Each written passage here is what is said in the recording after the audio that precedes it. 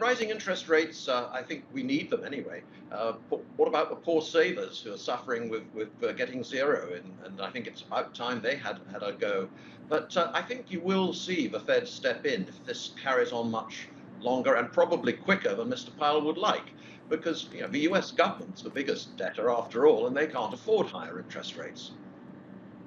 The Fed says it's not going to move on rates to 2023. Do you believe what the Fed is saying? No, is the short answer. and they don't believe it either, I shouldn't think, but that's what they'd like to say, but it's not what they really believe, and it's not what's going to happen. I mean, yes, he's right in the sense that inflation is going to look higher than normal temporarily, because if you look at the year-on-year comps for the next few months, we're going into the worst impact of COVID, and deflation was hitting, and so yeah, they're going to look higher than they would normally on a rolling basis. So yes, come the fall, the comparison won't look so bad, but that's still not the point. The point is interest rates have been suppressed for a long time.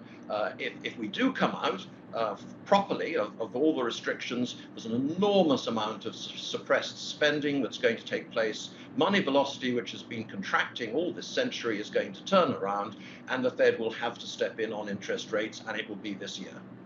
Okay, then in a rising rate and inflationary environment, where do you invest to take advantage of that?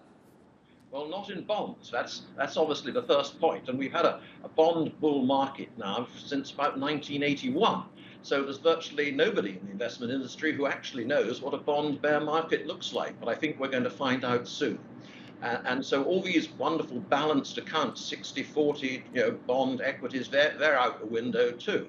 But we're going to need a whole new focus on companies that have good positive cash flow and decent growth, and can share some of that with their shareholders. High dividend paying stocks that can pay a nice rate of return, but also increase value each year for the underlying business. That's the sort of thing we need to look for now, not bond proxies, but real businesses that generate growth and income.